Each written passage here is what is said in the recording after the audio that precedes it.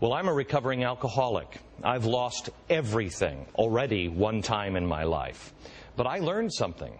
I am better and stronger for it. I didn't need a bailout to get back on my feet. I just needed to rediscover my values and my principles. I have told my audience for years, after I sobered up, I admitted I was a dirtbag, man. I was a dirtbag. I have tried my hardest to not be a dirtbag anymore. I still make mistakes. I told you that we were going to talk about these things. We were going to talk about Obama, the left, internationalists, graft, acorn-style organizations, revolution, and hidden agenda. O-L-I-G-A-R-H.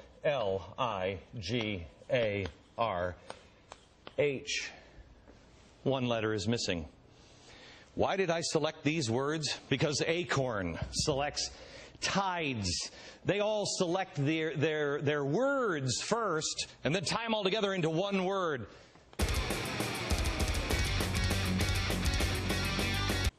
Oligarch.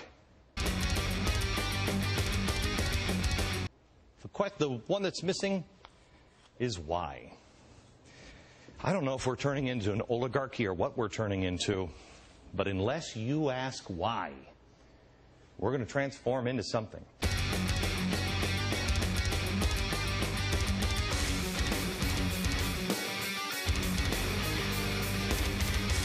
They can take my job, they could take my wealth. That's okay. Because I've been rich and I've been poor. But I was only truly miserable when I was lying to myself or to others. And also because some of the principles that I rediscovered and applied to my life are the founding principles of this country. I know that even if the powers to be right now succeed in making me poor, drum me out, and I'm just a worthless loser, which I'm just about that much above that now, I will only be stronger for it. And I will use American ingenuity and my ingenuity to pull myself up, and I will find another way to get this message out on a platform that will be 1,000 times more powerful.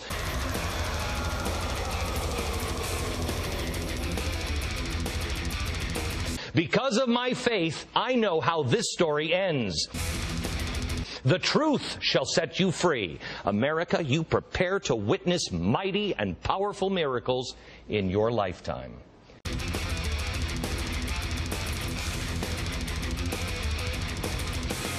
I want to go back to something that I learned as a child. Sticks and stones may break my bones, but names are never going to hurt me. Ridicule and bullying is the easy way out. And that's really what this society has been trained for now. I mean, in the last 20 years, it has been all name-calling. And both sides are to blame, but boy, there are experts at it right now.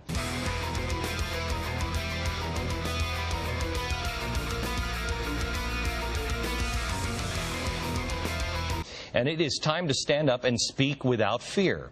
Psychiatrist and Fox News contributor Keith Abloh, I should add, friend of mine. Keith, how are you? Good to see you. Good to see you. Okay, Keith, I brought you in because I just wanted to, everything, you've been watching the show for the last 4 minutes.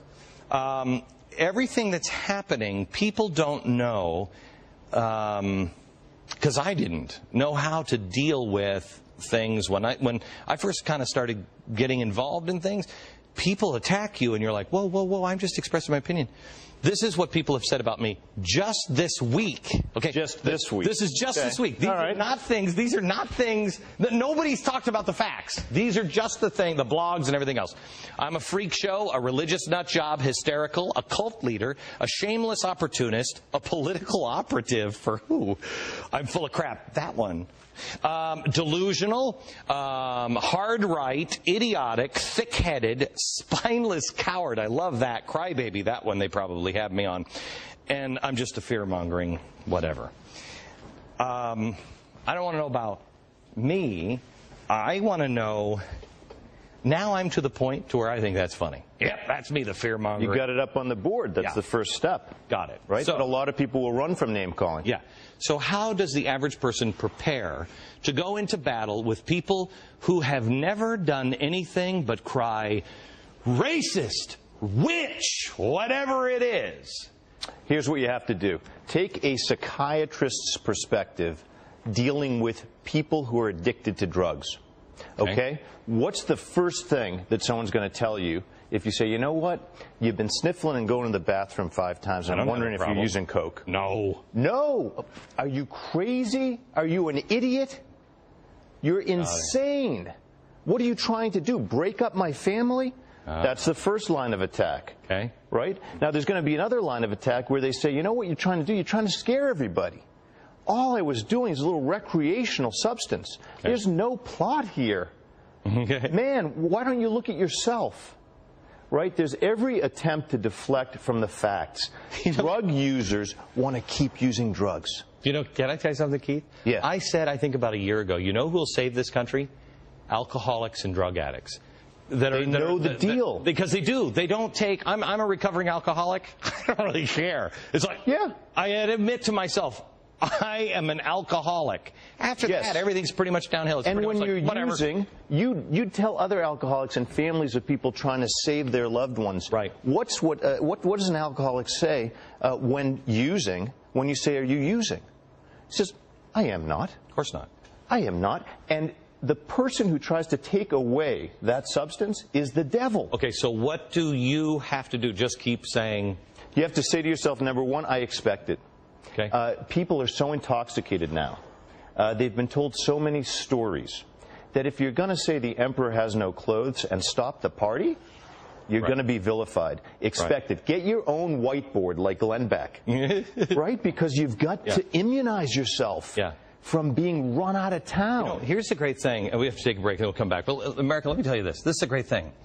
If you're a conservative, at least, you have been vilified for so long, you've had to do all the soul searching. If you are a racist, well, then you got some problems to deal with. But you know who you are. Are you this? Are you that? Are you that? You've been accused of everything under the sun. So you know the truth. What difference does it make what they say? Prepare yourself, spineless coward. That amazing. Really? Prepare yourself for what's the worst they could do. And you know what? To me, the worst thing that could happen in life, this is my word. You take away anything from me. The worst thing in my life is to lose my honor and to return, I am a religious nut job, to return to my Heavenly Father without honor, without doing what I was supposed to do. If you got something else that could be worse than that, you know, losing my car or my job, you might want to reevaluate, because that's a pretty important time in America. Keith Abloh is back with us. He's a psychiatrist, Fox News contributor, and a friend of mine. Keith and I were just talking in the middle of the break about, you know, it's going to get worse for me personally, and it's going to get worse for everybody else as they speak out. And that's okay. And I said that I've already met with my family, and I've talked to my kids. Do you know who your dad is? Do you know why I'm doing these things? Yes. They could say whatever, because they got to discredit me. That's fine. They have to. If you're right and you stay committed, you're in for more pain. Yeah. But this is the lesson of great religious and political leaders for all time. You will be tested. They will try to break you, of course, right? And what you have to do is go back to the facts and say, I'm sorry, but it seems to me this Marxist is, in fact, in the White House. And I'm not even sorry about it. Right. And here's the thing, and I said this on the radio today to my audience. This cannot be about me. This has to be about the facts. I started the week that there cannot be any leader to this. The facts must lead us. The facts have to lead, because guess what we've learned? It doesn't matter how charismatic you are in leading Enron. If it's a lie, it's a lie. Well, I think history will show our president is pretty charismatic. How this ends still hasn't been unwritten, but with the facts get out, correct, it doesn't matter. And the truth is all powerful.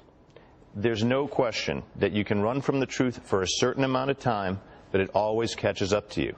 And so we need leaders to be willing to say, you know what, I'll take the pain. I want to show what the facts really are. I know you're coming for me. It's okay, because you know what, if we don't do that, the suffering multiplies. Right. All of us are then lost down the road. Right.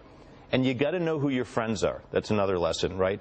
Because it's one thing to stand alone, but if you're a man, and I'm one of your friends, thank you. If you're a man who can call someone and say, here's what my heart is feeling, it's tough what I'm doing, this road is not easy to travel, that's a different person than one who is completely isolated and alone. And for people who don't know it, I know you've housed other families' children in your home when they met tough times. I know who you are.